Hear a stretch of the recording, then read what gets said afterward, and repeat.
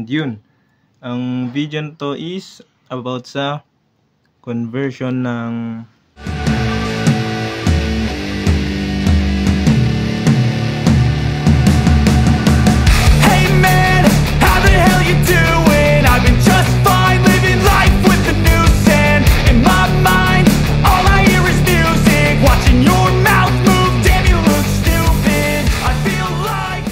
focus 428 na sprocket. Yan, 428 sa 415 na chain. Yan, wala na yung box eh, pero 415 pa. 428 tong chain na to. Ito slight na natabasan ko na kasi tinest ko muna kung gagana ba yung ginagawa ko bago ko videoan, syempre. Ayan, pero kahit na tabas na yung kalahating side nya, hindi pa rin kasya. Ayan, kita naman natin yan. Yan, hindi siya sumasampa. Bale, ang aim is panipisin to para magkasya dito. And bakit ko naman to ginawa? Kasi wala namang pangpara ako na rear sprocket na pasok sa 415 eh. Puro 428 o 420 lang. And yung 420 pa lang, hirap nang humanap ng 38. Puro 36 yung pang pure art.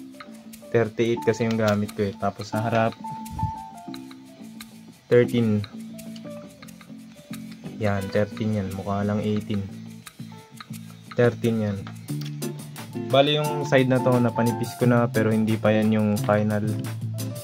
And ang ginawa ko is yung galing dun sa lever guard ko na bar end, yung stock bar end na included nung lever guard ko.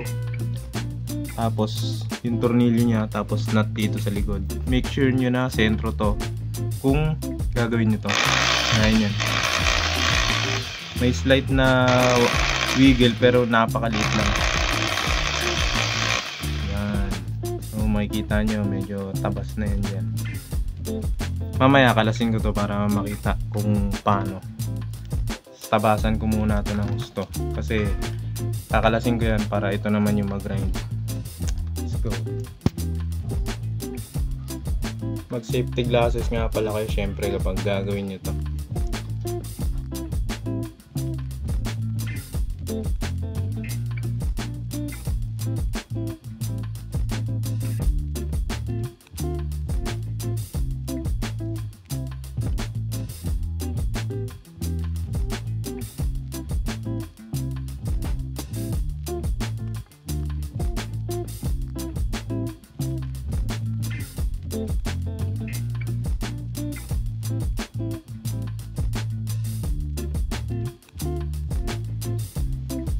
Yun, so bale okay na tong side na to.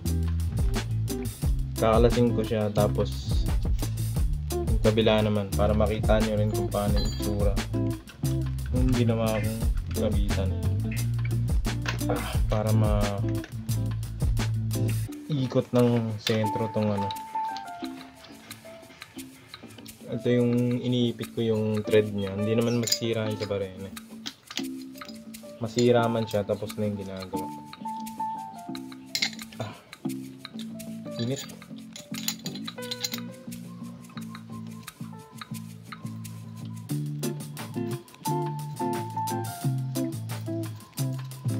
Init yung ano, sprocket. Yan. Bale, ito yung bar end nung dun sa previous video ko. Ito yung tinanggal ko dun sa may lever guard, bar end ng lever guard. And sumakto naman siya dito. Yan. Oops, nahulog pa. Yan na, fit. Snag.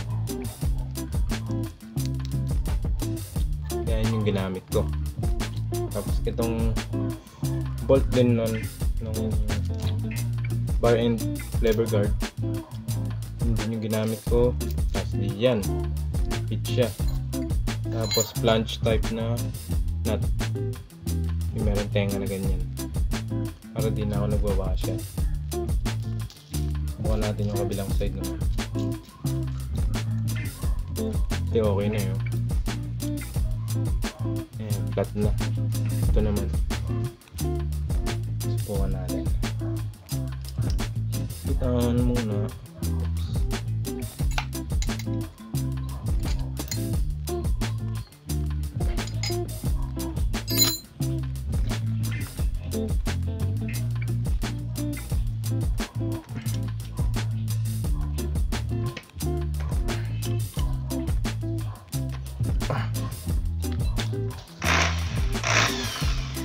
Yun.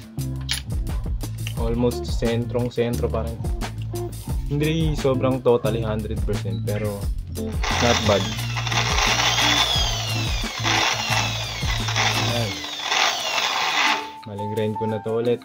Kabilang side. Etong sa wheel side na sprocket, ikakabit ko to sa motor. Tapos paikutin ko yung gulong gamit yung bench grinder namin doon. Tapos gagrinderin ko rin to. Parang yung ginagawa ko rin dito. Mamaya papakita ko. Yan. Pagkatapos nung mahaba-habang hasaan, inabot din siguro ako 1 oras dito. Tapos na. From 428 to 415. Ano ko nasabing tapos na siya. Yan, test fit natin sa ayan, 415 na chain. Yun, smooth siya.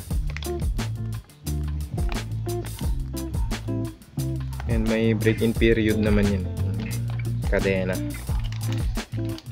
Bale, ang problema ko na lang is itong wheel sprocket o rear sprocket. Matagal-tagal to. Ito, umabot ako ng 1 oras dito. Tingin ko ito magtatatlong oras to, hindi lang. Ito, 1 oras umabot dito eh. Kala mo 415 talaga eh. And align yan, sentrong-sentro talaga yan. Ang kulit lang ng camera ko.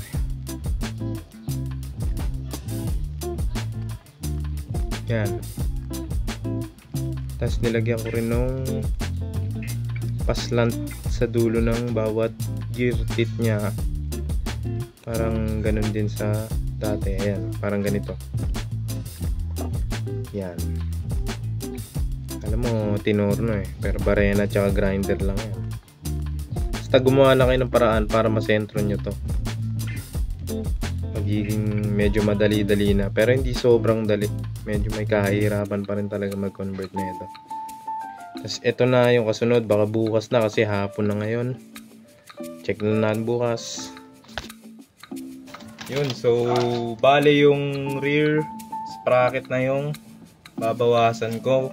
In-install ko na rin. Hindi ko na rin pinakita kasi ang main content naman natin is yung pag-trim nung kapal nung sprocket. Ito yung front engine sprocket. Yan. 428 na ginawang 415. Tapos ito rin 428 na 38 teeth pang barako kasi Fury R o Kawasaki Leos kartong mags ko sa likod eh.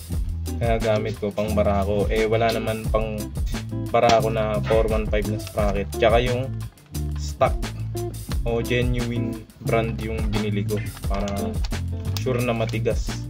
Kasi nung ito yung sprocket ko dati, nasira na yung kadena, hindi pa rin nasira yung sprocket. Ito yung sprocket na yun. Pambara ko rin to. Hindi man lang na-damage yung gear teeth pero laspag na laspag yung kadena niya. Kaya yun pa rin yung gagamitin ko pero gagawin ko lang 415. So, bale, babawasan ko na siya. Ito pala yung bench grinder na sinasabi ko kanina na magpapaikot sa kanya. Pero bebeluin ko muna yung gulong. Tinanggal ko rin yung preno para free wheel na free wheel. Start ko na.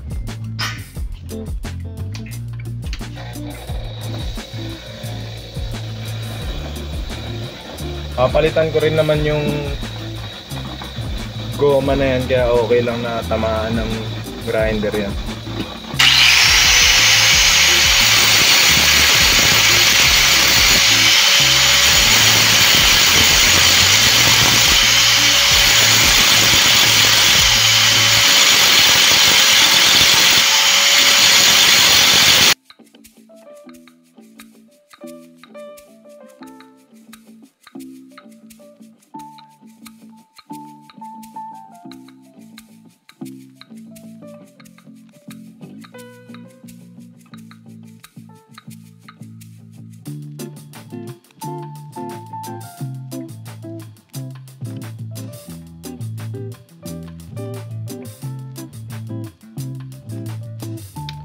Tapos nang i-grind, ayun yung kinalabasan. 428 na sprocket. Ayan siya kapag sa side. Ayan, yan yung naging appearance niya. JT Sun na sprocket, brand ng stock ng Barako. Basta ng kahit anong motor yata. Yan, dapat na yung 415 na chain. Hindi ko naman yan gusto. Kasi hirap. Isang kamay lang. Pero lapat na yan. Tsaka medyo mga tigas pa yung kadena natin kasi yung grasa. Yung grasa niya. Pero lapat na yan. Lapat na yung paigot. Yun. Okay na. Medyo ayaw mag-focus ng ayos ng camera kasi siguro ang dilim. Yun yung naging finish product. Tinapos ko na ngayong araw kahit gabi na kasi may excite na ako ng gusto mabuo tong Fury ulit. So bale yun, hanggang dito na lang yung video. Like, share, and subscribe. Peace.